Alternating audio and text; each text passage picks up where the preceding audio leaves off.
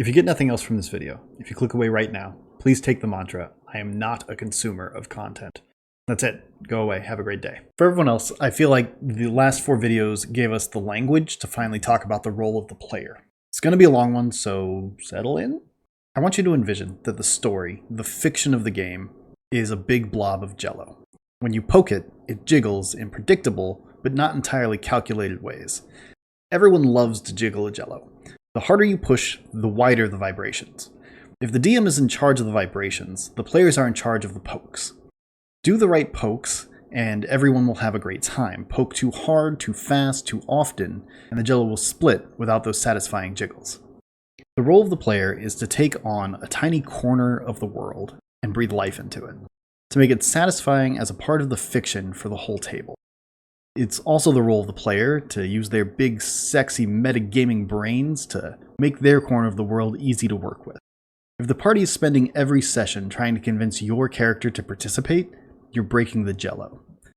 If you're attacking every major NPC you find in hopes of swiping some fat loot, you're ruining the fiction for everyone. To ensure that you're a good jello jiggler, you must choose the moments in which to express your character carefully. You can play an evil wizard or a hot-headed tiefling, but you just can't break the jello. So maybe you do mouth off to the bishop, and you do it in a way that doesn't blow back on the party or lead to actual combat. You poke just hard enough that your character suffers for it, and there's some discovery there, and it's interesting.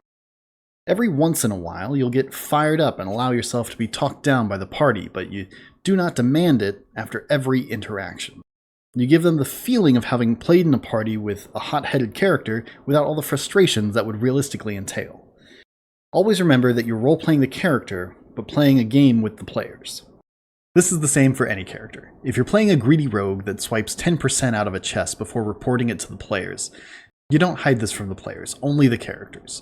You want the players to get the experience of being dicked by the rogue without actually ruining the game. You'll never steal from them directly. That would be pushing too hard, too fast, too often. If you're playing a paladin and the party needs to torture someone, you can't in good conscience just let that happen. Your character has become an obstacle for the party, but you don't want to ruin the fun. How do you stop this from breaking the jello? You, the player, can work with the other players to find a realistic and satisfying way to distract your own character.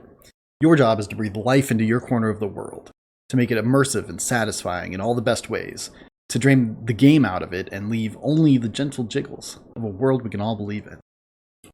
So what makes a good player? A good player is curious. They want to discover everything about the world, the other characters, even their own. They do this through action rather than inquiry. If Mithrax the Thief believes that the wizard's hut may be some kind of illusion, he's not going to ask some omniscient DM if he can roll detect illusions and see what that gets him. No, he's going to try to detect illusions manually. He's going to poke it with his foot and see if it passes through. He's going to take a pace count of the outside and compare that to the inside. Never letting the DM know why or what he's doing. He's going to reach his own conclusions by playing in the game, by testing the limits of the fiction without breaking them. That's why when I said play was the right word for players, it really is.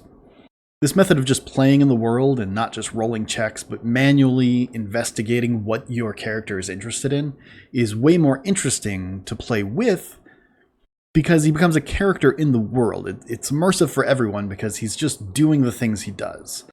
However, it's important not to steal the spotlight with this behavior. It's very easy for people to just constantly bombard the DM with requests for, I want to be doing this instead of what we're doing. And that's not what I'm talking about. I'm saying when the party goes to talk to the wizard, Mithrax might stay outside. And you might say before the conversation, like, hey, I want to do a pace count and just see how far that is. And then you let the scene continue without you. Everyone has this little tickle in their brain that's like, hey, what is Mithrax doing? And they know that it's going somewhere, but they don't know where. And that's interesting and immersive. But it doesn't ruin the scene. It's just, hey, by the way, I'm doing this. He simply sets the tone, the ambience of having an investigative rogue in the party. He just wants to give you enough to feel like he's there.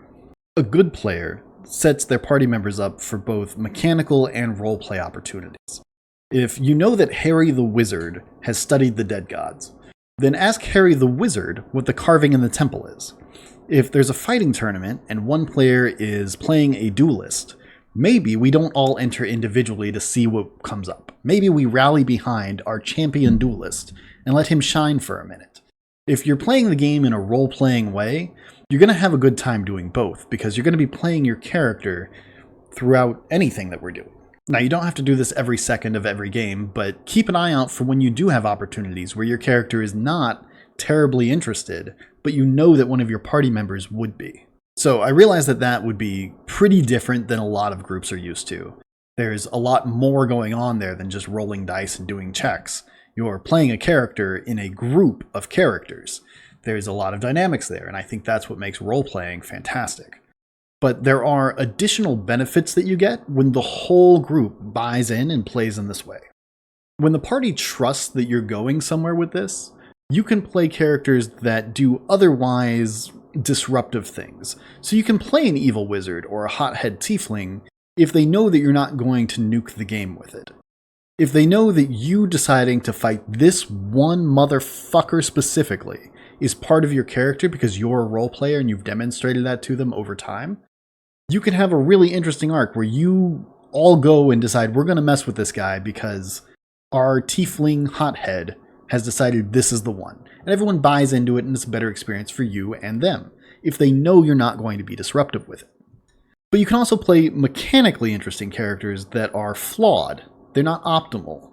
They pass turns and do things that are not necessarily helpful, but they are immersive. So if you're playing a forgetful wizard that's like 150 years old, and your turn comes up in combat, and they say, cast Fireball, and you're like, I seem to have forgotten that one. This would frustrate a normal table of players. They will absolutely dogpile on you, call you toxic, and kick you out of the group. But in a role-playing party, this is just par for the course. This is what characters do. It's like, man, that guy's really forgetful. By the end of the campaign, they're going to remember you as forgetful because it was both roleplay and mechanic. Those combats become immersive because you don't stop playing just because we're in combat now. There are also stories you can engage in that you could not with a normal party. You need a group of players that are all good and that all trust each other to be good, to do stories like playing a coward or a non-combatant, or one very special hero that is the main character and everyone else's support. In a proper good group, we can all rally around the chosen hero, and it's not weird or bad or disappointing at all. We all enjoy watching that guy in the spotlight and playing our role as supports. It is a better time than a normal game, but it's as good of a time as any other for an experienced group of role players. And so finally, a good group of players lets the DM offload a lot of that cultural baggage that we talked about in the other video. If they're not worried about making you feel special, and they know that you're going to make each other feel special, and they're not worried about pacing because they know that you're going to drive as fast as you want, they can really focus on making cooler encounters and things that would normally take too long for a normal group. They'd get bored and get disruptive. You can spend 10 sessions in a dungeon just clearing out the dungeon if everyone's having fun as role players. And the DM doesn't have to feel weird about that, like he's bogging the game down. It also empowers the entire group to really dive into the homebrew, and when you have a cool idea for a character that's maybe an archangel or is literally immortal, you get to play that because role players don't worry about that unbalancing game, not because it's not mechanically busted, but because they trust you as a player to play in a way that is fun and immersive, and they just don't care how fast you win.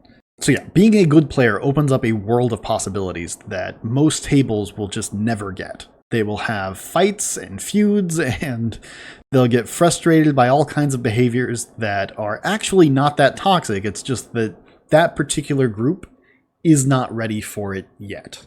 My hope in making these videos is to help people get up to this baseline level where everyone's just role-playing and having a good time and not stressing about all the little tiny things that you can totally ignore as a good player. So what is the role of the player? The role of the player is to roleplay one of the characters. It is to provide interactions both into and out of their corner of the world. They must maintain the integrity and playability of their corner. Finally, the role of the player is to be one character amongst many, and to act as one of the many pillars that the fiction rests upon, to ensure that it never crumbles and we get to keep seeing what happens next.